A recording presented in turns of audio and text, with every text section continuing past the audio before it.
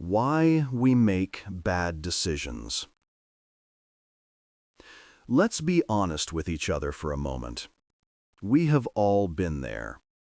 You are standing in the middle of your kitchen at 2 a.m., staring into the open refrigerator, eating a slice of cold pizza even though you aren't actually hungry, and you swore to yourself just 4 hours ago that you were going to start eating clean.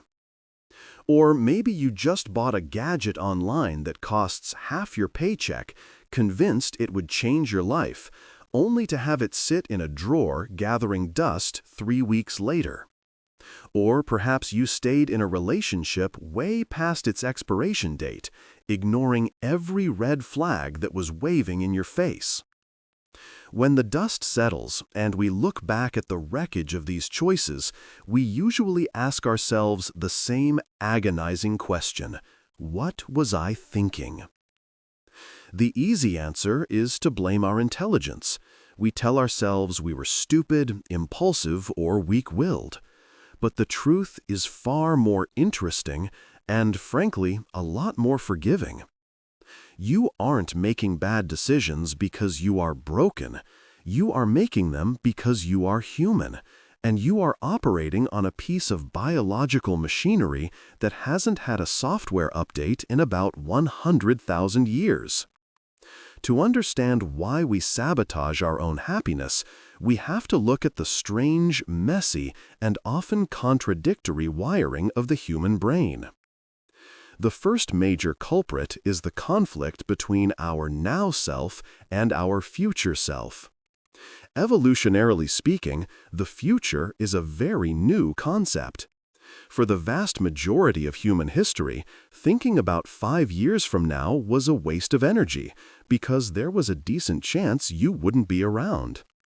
Our ancestors survived by prioritizing immediate threats and immediate rewards. If there was food, you ate it. If there was danger, you ran. If there was a chance to rest, you took it. Our brains are still heavily biased toward the now. This is called hyperbolic discounting. We value a small reward today infinitely more than a massive reward next year. When you choose to watch 3 more hours of a TV show instead of sleeping, you aren't being illogical. You are just listening to the ancient part of your brain that screams, "This feels good right now." The future self, who will be exhausted at work tomorrow, is, neurologically speaking, a stranger to you. It's hard to feel empathy for a stranger, so we screw them over to please the person we are in this exact second. Then there is the issue of energy conservation. Thinking, really thinking, is metabolically expensive. Your brain makes up a small percentage of your body weight, but consumes a massive amount of your energy. To save fuel, the brain loves to autopilot. It builds heuristics, which are mental shortcuts. Most of the time, these shortcuts work great. They stop you from having to analyze the physics of a door handle every time you need to leave a room. But in complex modern situations, these shortcuts lead us off cliffs. We tend to follow the path of least resistance. If a decision requires complex calculation or emotional lifting, our brain tries to swap it out for an easier question.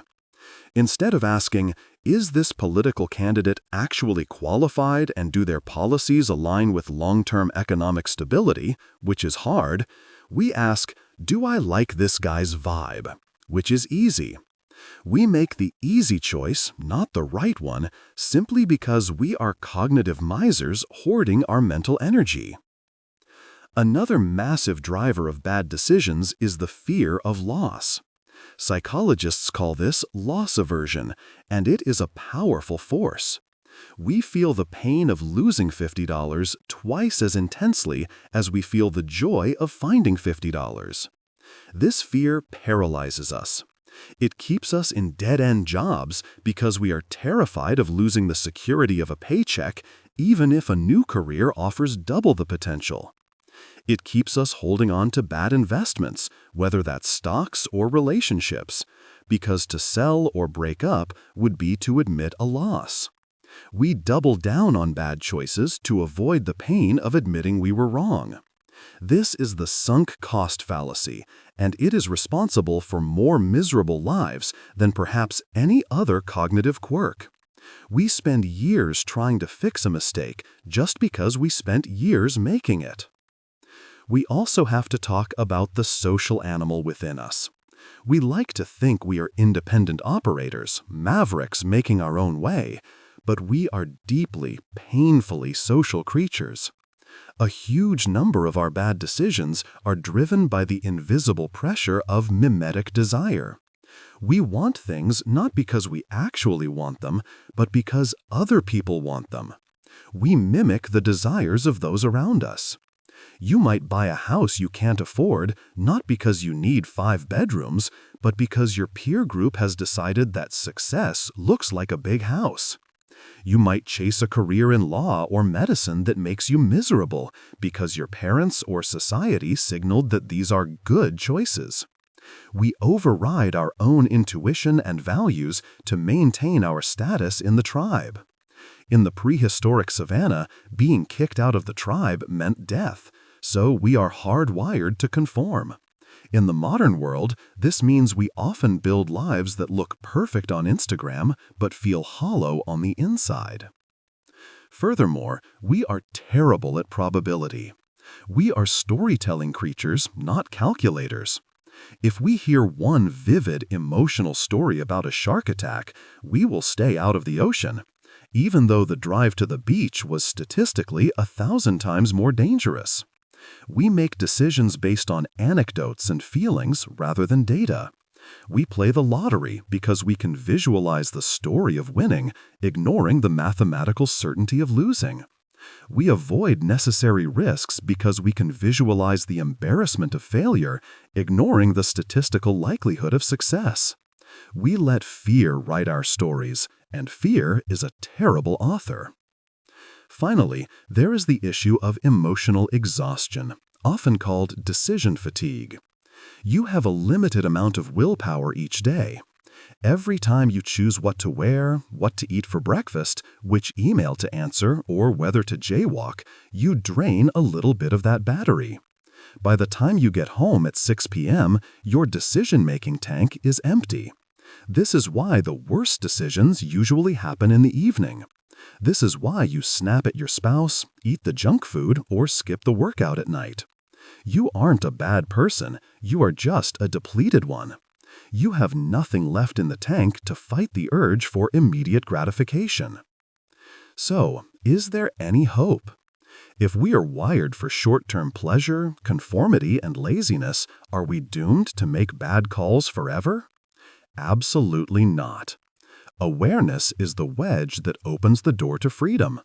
Once you realize that your brain is trying to trick you into taking the easy way out, you can pause. You can create a gap between the stimulus and your response. You can ask yourself, is this me choosing, or is this my fear of missing out? You can ask, am I doing this because I want it, or because I'm trying to impress people I don't even like? You can learn to be kind to your future self. You can treat that future version of you like a close friend you want to protect.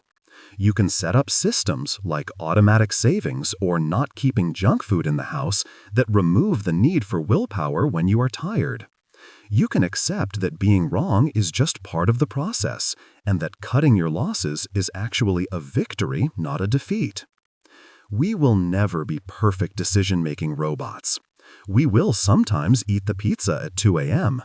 But by understanding the machinery beneath the hood, we can stop beating ourselves up and start steering the ship a little better, navigating through the fog of our biology toward a life that actually feels like our own. If you have ever made a decision so spectacularly bad that you look back on it and just have to laugh or cry, I want to hear about it. Drop a comment below sharing your "what was I thinking" moment. Let's make this a judgment-free zone where we can all learn from the chaos. And if you want to keep hacking your brain and upgrading your life with me, make sure you